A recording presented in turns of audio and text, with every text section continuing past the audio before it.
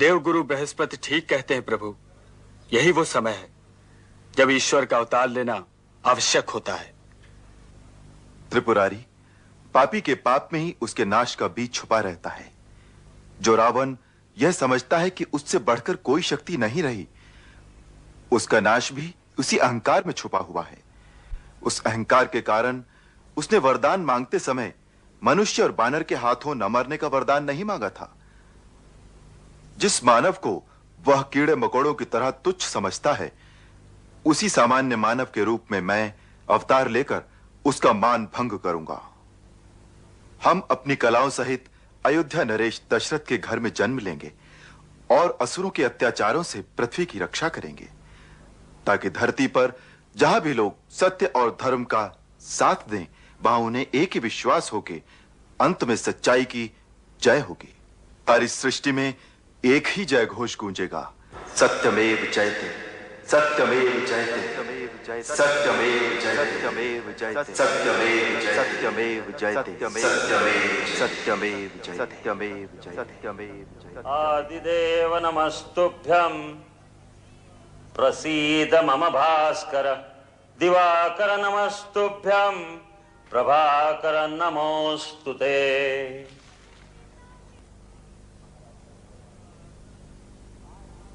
महाराज दशरथ, आज सूर्य देवता उत्तरायण में प्रवेश कर रहे हैं। यह बड़ा ही पुनीत मुहूर्त है। इस शुभ मुहूर्त में अपने कुल देवता से जो प्रार्थना करोगे वो अवश्य सफल होगी।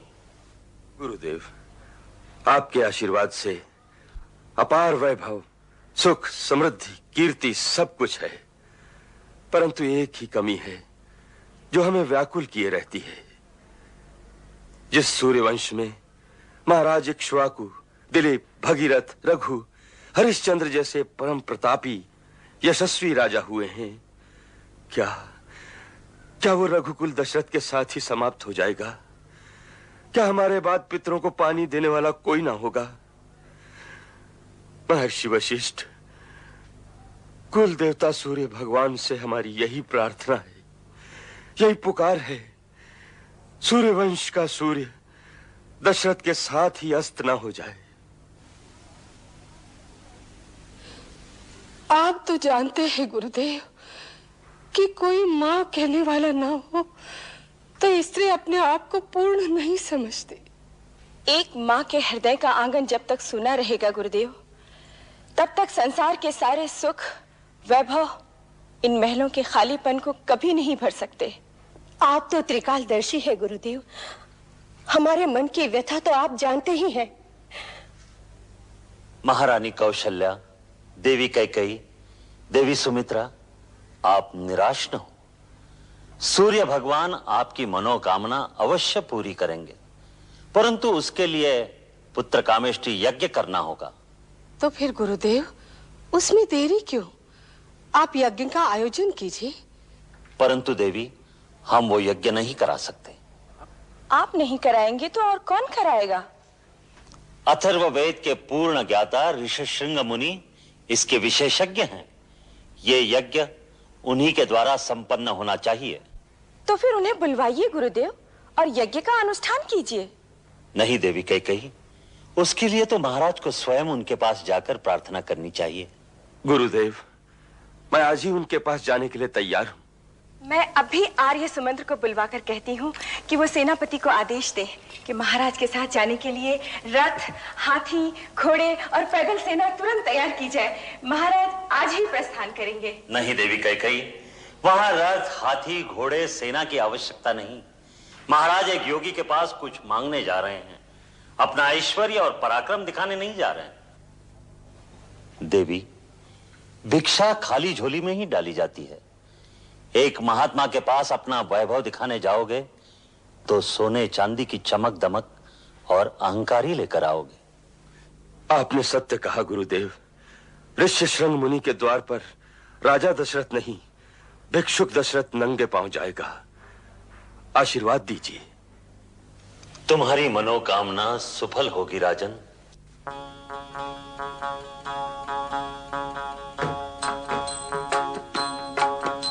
चला एक राज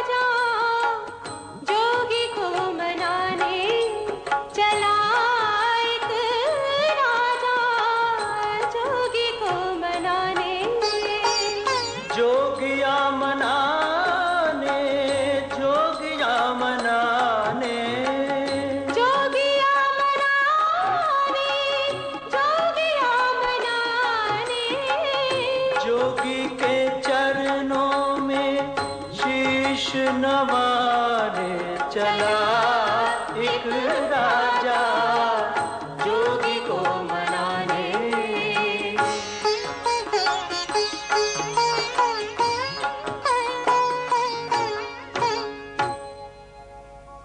आंसू से पग धोए धोए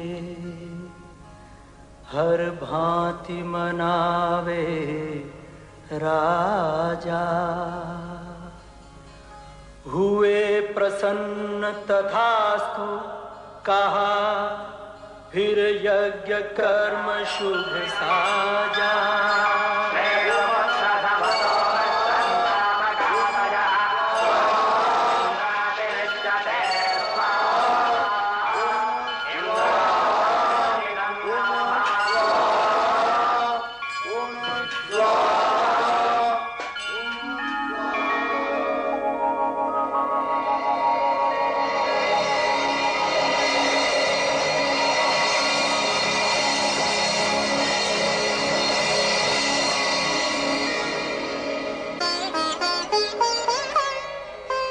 अग्निदेव फिर प्रकट भये एक पात्र खीर का लेकर।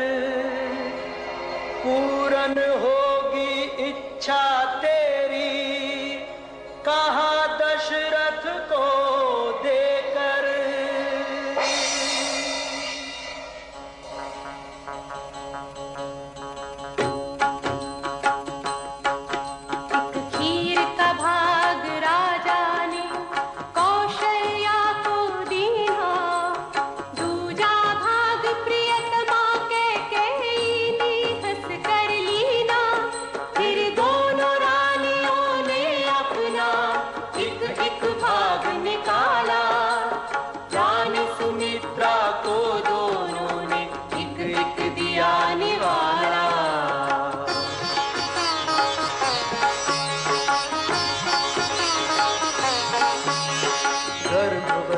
भई तीनों रानी सुख का मौसम आया।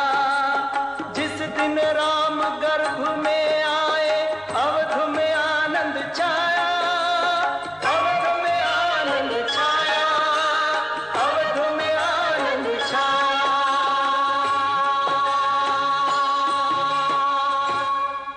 देवराज इंद्र, श्रीमन नारायण ने पृथ्वी पर अवतार लेने का संकल्प ले लिया। अब आप देवताओं को भी आदेश दीजिए पृथ्वी पर जाकर वानर कुल में जन्म लेकर प्रभु की सेवा करें।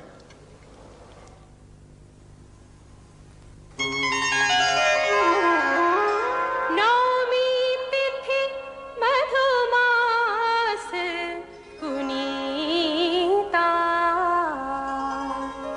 शुक्ल पक्ष अभिजित हरि प्रीता।